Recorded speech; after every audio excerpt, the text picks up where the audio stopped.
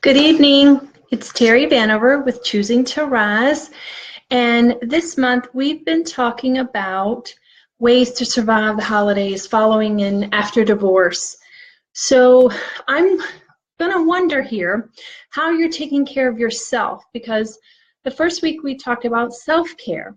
How are you taking care of yourself?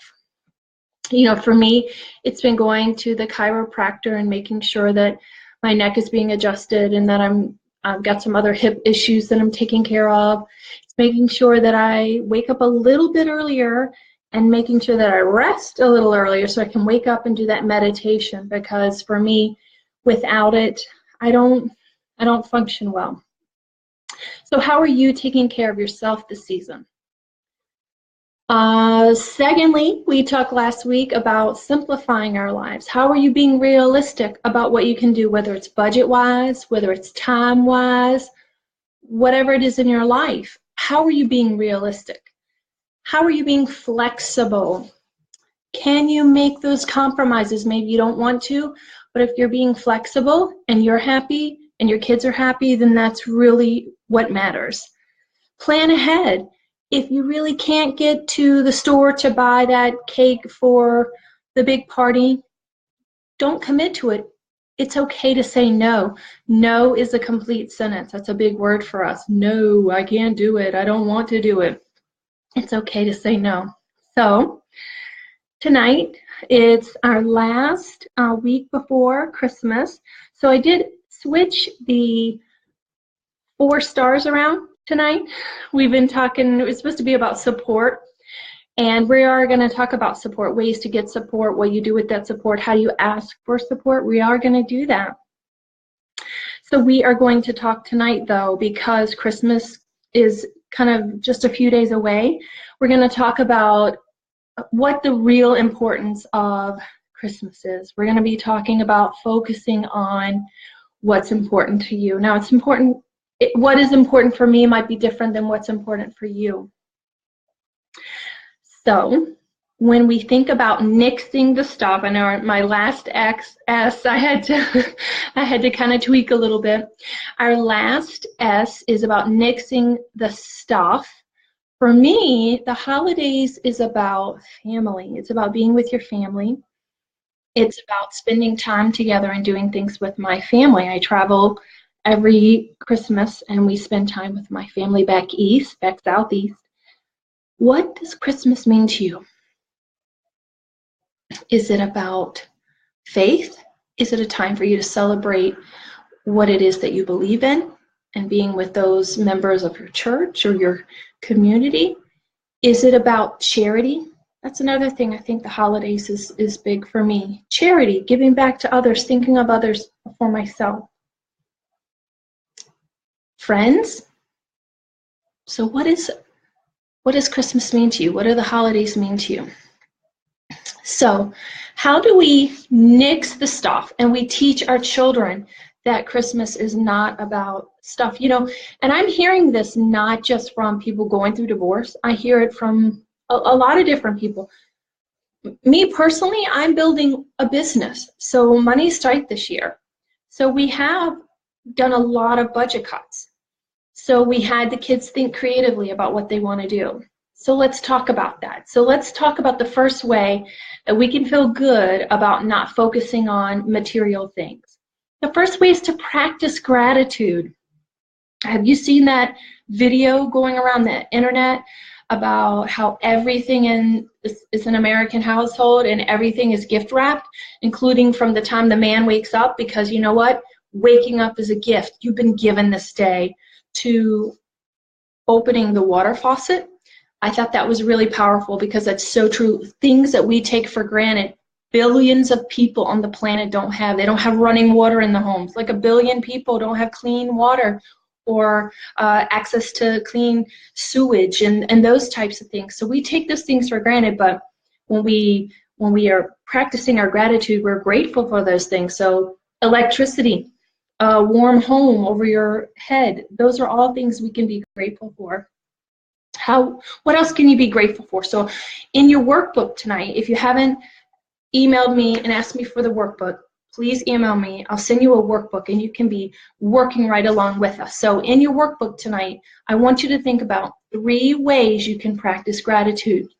For me, I have a passion planner, so it's kind of like journaling every day. What am I thankful for? What did I accomplish today? And for me, it's the children's health, the fact that I have healthy, beautiful children. I have a warm home over my head that I love to be in. I have a beautiful tree, a wonderful husband, all those things that I'm grateful for. Running water, I am grateful for that. More than enough food. What else are you grateful for? Do you have a best friend who's been in your life? Do you have a job that you love? What is something that you're grateful for? So I want you to think about 3 things that you're grateful for. So this is the next one that my children and I have really been focused on this year, as money has been very tight for us, is giving back. How can we give back? And I do happen to belong to a service club where we help neighbors and friends in our community who need help during this time of the year. So the children and I went to senior citizen homes and we helped to decorate nursing homes. And it was just really powerful. It's more powerful for the children and I and our family than it was even for the seniors that we were supposedly helping. Just being there and embracing them. And, you know, the children got tons and tons and tons of attention, so they loved it. So that was really, really powerful. And that's what Christmas is about thinking of those that are not as fortunate as ourselves. So how can you give back this season? So I want you to think about in your workbook 3 ways that you can volunteer or give back. It doesn't have to be cost any money. It doesn't have to cost a lot of time. It just has to be something that's given to others from the heart.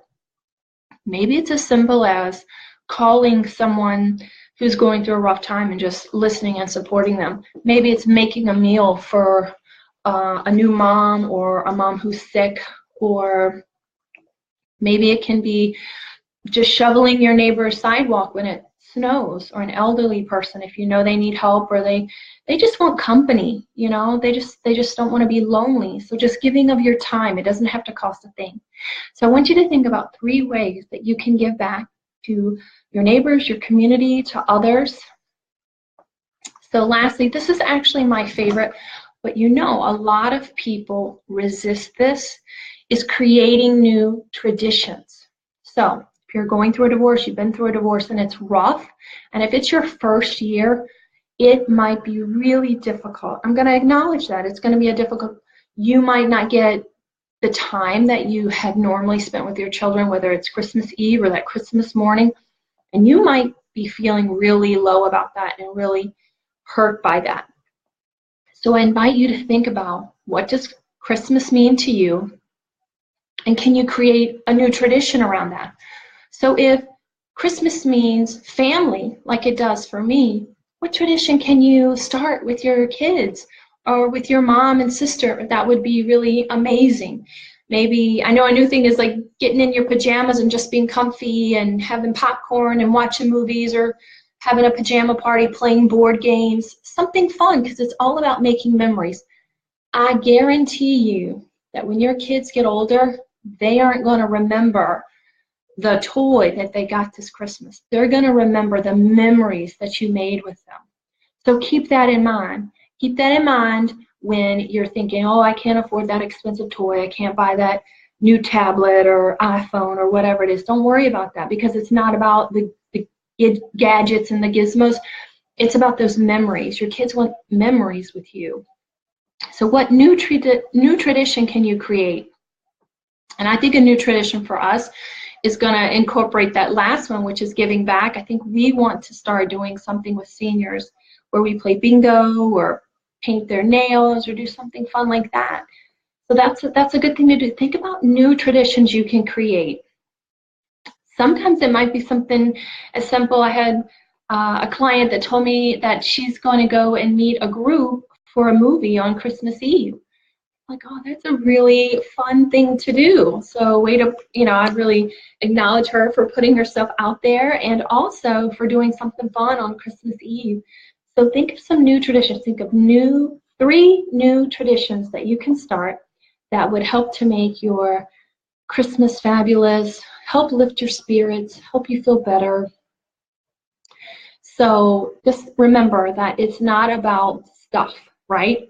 Not about the stuff. It's about the memories you're going to create, whether it's volunteering, whether it's appreciating what you have, focus on what you have rather than what you don't have.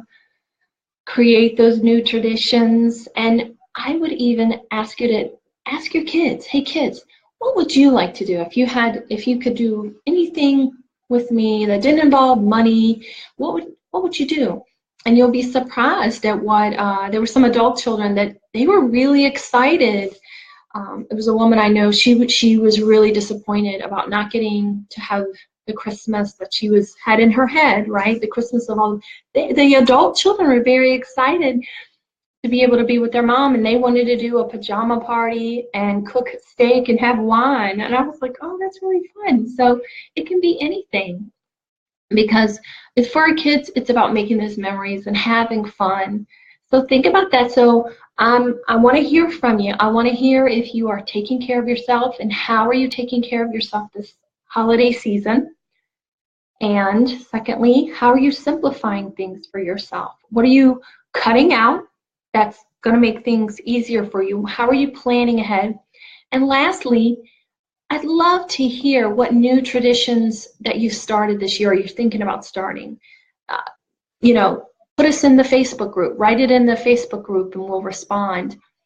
So if you're in need of more support and you need more one-on-one, reach out to me, email me at terryvanover@comcast.net, and we'll set up a session and see how we can get you the help and support and the change that you long for. So I want to wish everyone a very Merry Christmas. I'll see you next Thursday from New York. I'll be in New York, and I'll have to remember the time change. So I'll see you next Thursday from New York, and we will talk about support. So think about support. So let me know how things are going. Let me know how your Christmas goes. Reach out to me, and I look forward to hearing from all the new traditions and how you're volunteering and what you're grateful for. All right. Merry Christmas. Lots of blessings.